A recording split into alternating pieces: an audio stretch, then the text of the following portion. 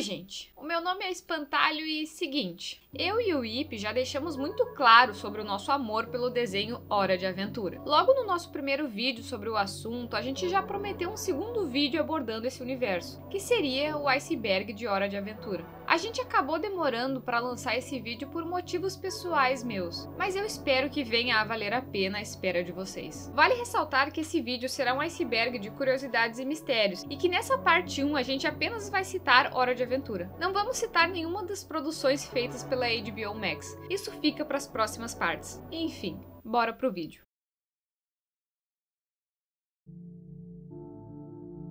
Existe um pequeno easter egg que dá muito pano pra manga logo no primeiro episódio. No começo do episódio, a princesa Jujuba e o Finn estão no cemitério, perto do castelo. Eles literalmente estão tentando reviver os cidadãos do Reino Doce, que já estão mortos. O que acontece é que eles conseguem trazer eles de volta, só que ainda mortos. A trama do episódio se desenrola com eles tentando contornar a situação, sem causar uma histeria coletiva. O que acontece é que em certo momento em que os mortos invadem o castelo, nós podemos ver muito rapidamente o Finn zumbi no meio dos mortos. Então a gente para e pensa, o Finn morreu? Não é de se surpreender que com a carência de um herói para aquele reino, que a princesa Jujuba faça uma cópia do Finn, até porque ele era o único que exercia aquela função. Isso é só teoria.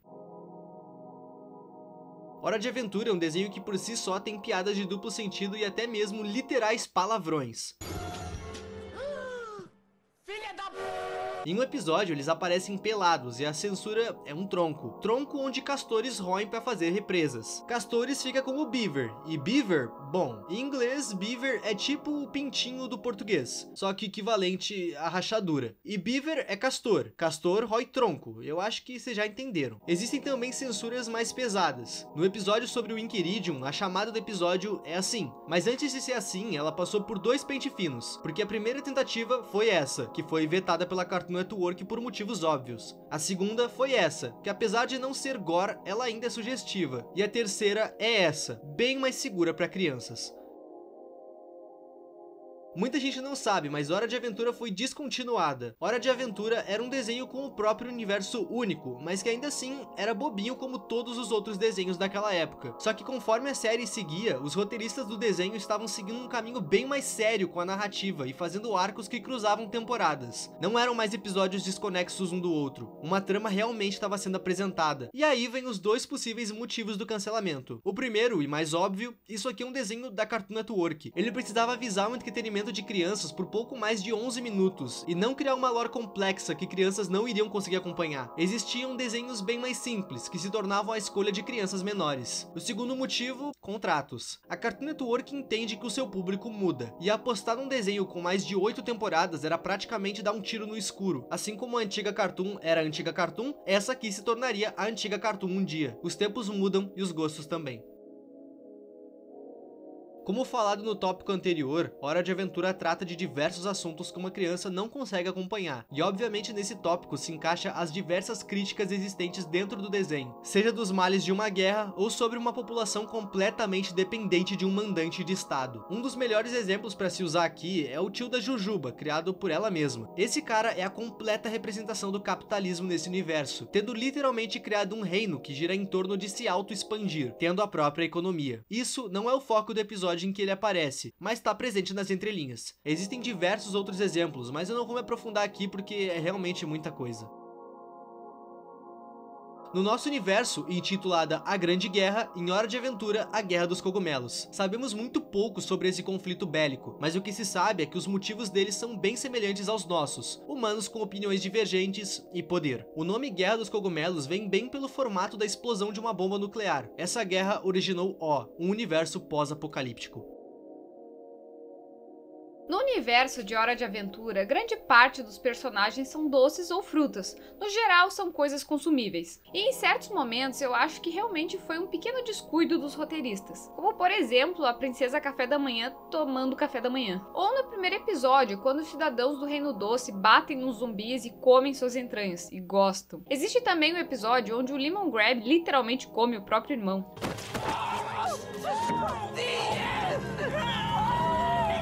O canibalismo existe dentro desse universo, mas as pessoas desse universo realmente não entendem a gravidade disso. Curiosidade, no Reino Frutinha, as frutinhas comem carne.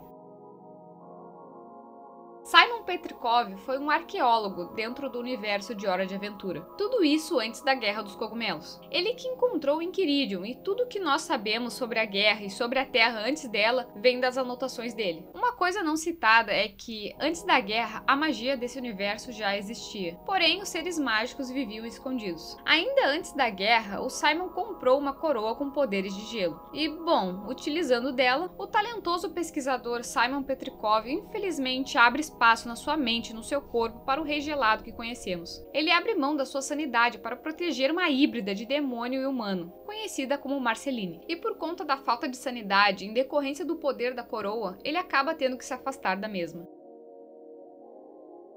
O reino inteiro de Oz se trata de uma monarquia de reis e reinados. Não existem presidentes, logo, não existe oposição. Em alguns raros episódios podemos ver algum tipo de resistência contra algo que a princesa Jujuba tenha dito. Logo, ela dá um jeitinho. Existem teorias sobre a princesa Jujuba se tratar de uma mera fascista. Ela criou seu próprio reinado com cidadãos totalmente dependentes dela. Ela fala, todo mundo obedece.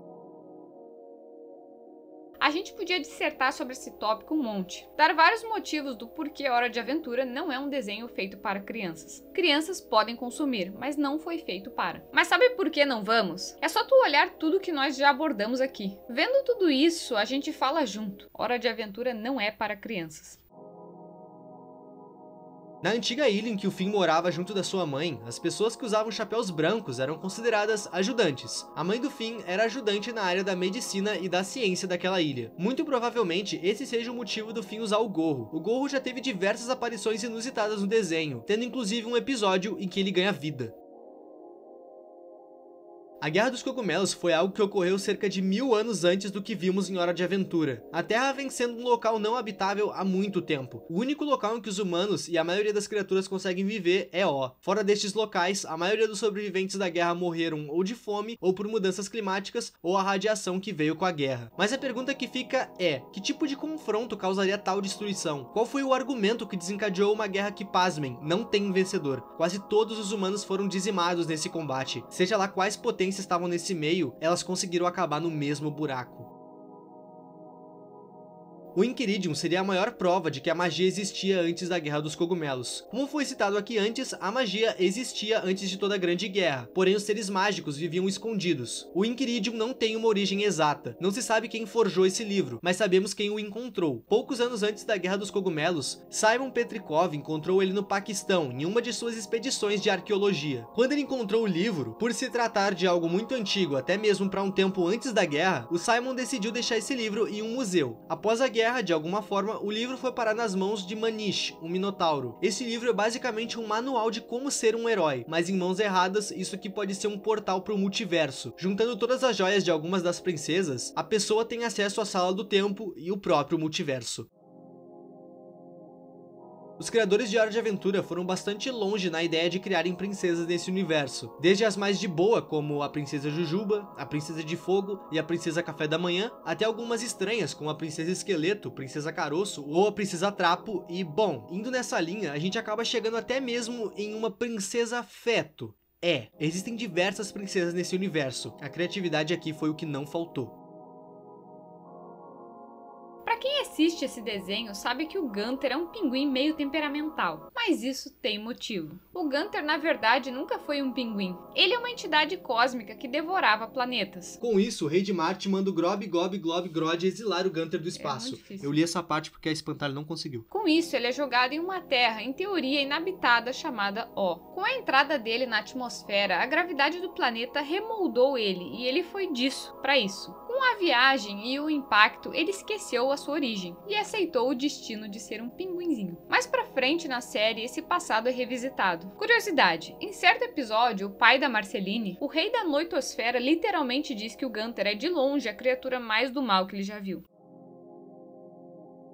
Em Hora de Aventura temos diversos seres que são mágicos porque sim, e temos outros que adquiriram magia. Dois ótimos exemplos são o Simon e a Beth. O Simon se tornou regelado por uma boa causa. A ideia dele era salvar a Marceline. O Simon não é doido. porém acabou se tornando por conta da magia presente na coroa. Beth. Em certo episódio, a Beth consegue roubar os poderes do mágico, tudo com a intenção de salvar o seu amado, Simon. Nesse meio tempo, ele já estava em torno da loucura da coroa. Ela não confiava no mágico, e se tu já viu o desenho, não devia confiar nele também. Porém, quando ela rouba os poderes, ela enlouquece também. Mais tardar na série, ela consegue trazer o Simon de volta, mas acaba se fundindo com o Golby. No processo, ela invoca ele sem querer.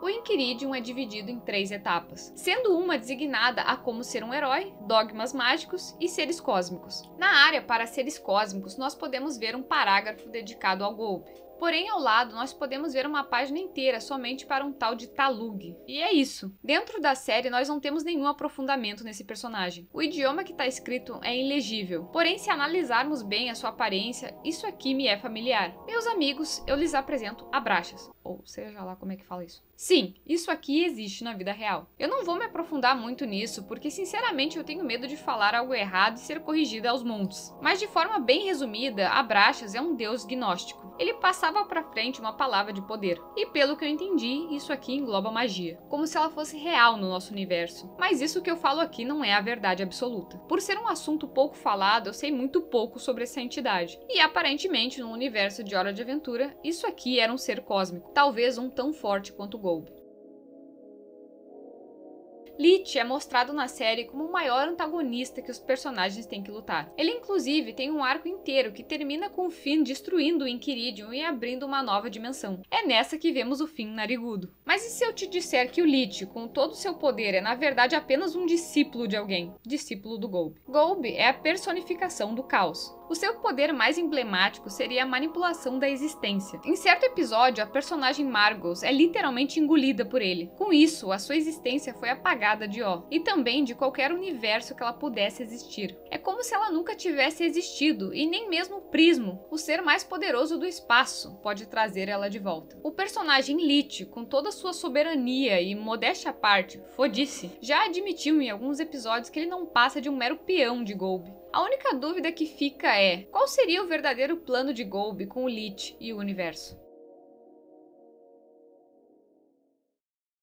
Bom, essa é a parte 1 do iceberg de Hora de Aventura, montado por mim e a Espantalho. Nesse aqui a gente focou mais em curiosidades em torno do universo de Ó, tanto que mal citamos os episódios em si e nem mesmo os personagens principais. Na segunda parte a gente vai focar mais nisso e também nas sequências produzidas pela HBO. Mas enfim, muito obrigado por ter visto esse vídeo até aqui. O meu nome é Ipe e tchau!